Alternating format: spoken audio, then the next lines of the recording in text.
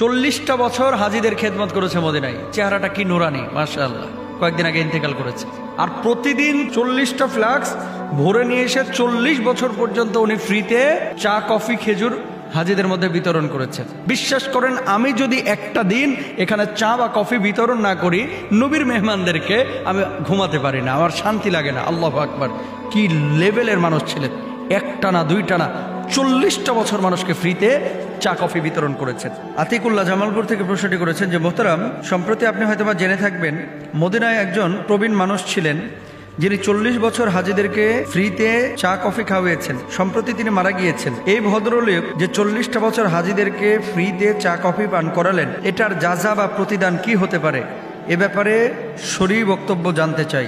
40টা বছর হাজিদের খেদমত করেছে মদিনায়। চেহারাটা কি নুরানি, মাশাআল্লাহ।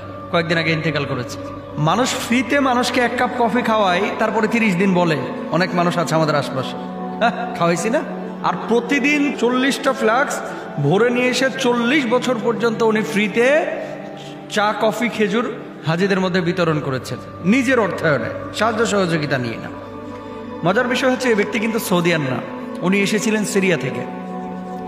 যখন দাঙ্গা চলছিল সিরিয়ায় প্রায় 70 বছর আগে, আরেকটা জায়গায় দেখলাম যে প্রায় 60 বছর আগে উনি সৌদি আরবে আসেন। 40টা বছর তিনি হাজিদের খেদমত করেছেন। অনেকে অনেক ধরনের কথা বলতো যে এটার পেছনে আপনার কারণটা কি আছে। জবাব দিচ্ছে, এই মদিনায় যারা বাইরে থেকে আসে, বিভিন্ন দেশ থেকে, এরা কেন আসে?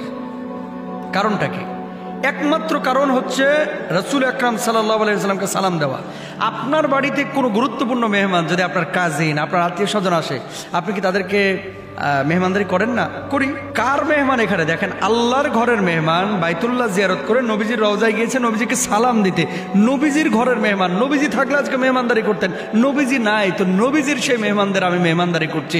বিশ্বাস করেন, আমি যদি একটা দিন এখানে চা বা কফি বিতরণ না করি নবীর মেহমানদেরকে, আমি ঘুমাতে পারি না, আমার শান্তি লাগে না। আল্লাহু আকবার, কি লেভেলের মানুষ ছিলেন! একটা না, দুইটা না, 40টা বছর মানুষকে ফ্রিতে চা কফি বিতরণ করেছেন।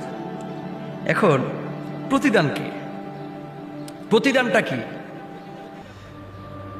রাস্তায় একজন ফকির দাঁড়ায় আছে, তাকে আপনি সাহায্য করলেন, সব পেলেন। রাস্তায় মুসাফির, তাকে আপনি সাহায্য করলেন, আপনি সব পেলেন। ইকরামুল মুসলিমিন বলে একটা বিষয় আছে, মুসলমানদেরকে সম্মান করা, ইজ্জত করা। এই ইকরামুল মুসলিমিন, এটা নবীজির সুন্নাহ। যখন ঘরে কোনো মেহমান আসতো তাদেরকে সম্মান ইজ্জত দিতেন, তাদেরকে খাবার দাবারের জন্য ব্যবস্থা করতেন। এই লোকটি যতজন হাজিকে চা কফি এই 40 বছরে পান করিয়েছে, আপনাদের কি মনে হয় একজন হাজিরও কি হজ কবুল হয় নাই? আমি তো বিশ্বাসী যে অধিকাংশ হাজিরই হজ কবুল হয়েছে। আর যে মানুষটা ফ্রিতে চা কফি খেয়েছে, কেউ না কেউ তার জন্য চোখের পানি ফেলে দোয়া করেছে, কেউ না কেউ। আপনি আছে, এটা আছে, এটাই বাস্তব। তো যে মানুষটা 40 বছরে কাজ করলো, কেউ যদি তার জন্য চোখের পানি ফেলে দোয়া করে, তাহলে তো আল্লাহ তাআলা তাকে মাফ করবেন। আর আল্লাহর হাবিব সাল্লাল্লাহু আলাইহি ওয়াসাল্লামের কাছে যে জিনিসগুলো প্রিয় ছিল, এর মধ্যে ছিল স্ত্রী, এর মধ্যে ছিল সুগন্ধি, এর মধ্যে ছিল হচ্ছে মানুষকে খাবার খাওয়ানো। আল্লাহ নবী বলেছেন, আতাইমুত তাআম, মানুষকে খাবার খাওয়াও। যদি কেউ খাওয়ায় তাহলে আল্লাহ রাব্বুল আলামিন কিয়ামতের ময়দানে জান্নাতি দস্তরখানে তার খাবারের ব্যবস্থা করবেন। গেলেন, জানেন আপনি আরব বিশ্বের ম্যাক্সিমাম চ্যানেলগুলোতে ওনাকে নিয়ে নিউজ করেছে।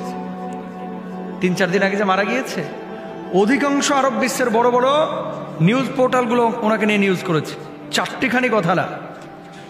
এত বড় একজন মানুষ, যিনি আল্লাহর ডাকে সাড়া দিয়েছে, আমরা দোয়া করে আল্লাহ তাআলা তাকে জান্নাতুল ফিরদাউসের মেহমান বানান।